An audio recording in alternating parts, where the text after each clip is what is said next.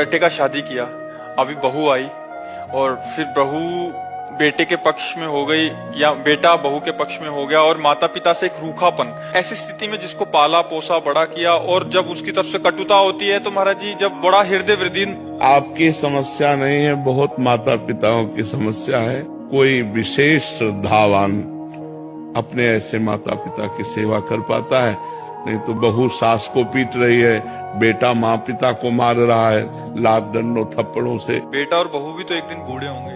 हाँ, देखो, अगर हम अपने माता पिता को कष्ट देते हैं तो हमारे जो पुत्र होंगे वो हमको उससे 100 गुना बढ़ के कष्ट देंगे, क्योंकि वो ब्याज भी तो मिलेगा।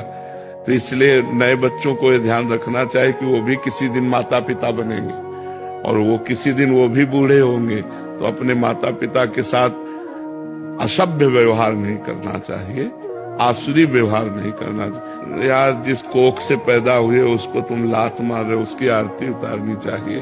तो हमें लगता है आज हमारे नौजवानों को अध्यात्म श्रवण करने की आवश्यकता है। शास्त्र श्रवण करें, संतों की बात सुने, जिससे समझें तो माता पिता कौन है। माता पिता की आराधना से भगवान विट्ठल आज जो महाराष्ट्र में विराजमान है वो माता पिता की आराधना से ही प्रकट हुए। पुंडरीक नाम के एक भगत अपने माता पिता को भगवान मानकर आराधना करते थे, तो भगवान स्वयं चलकर दर्शन देने आए। जो विट्ठल रूप में है ना, वो स्वयं दर्शन देने आए। माता पिता की आराधना भगवान की आराधना है, पर कलयुगी बच्चे नहीं समझ पा रहे हैं।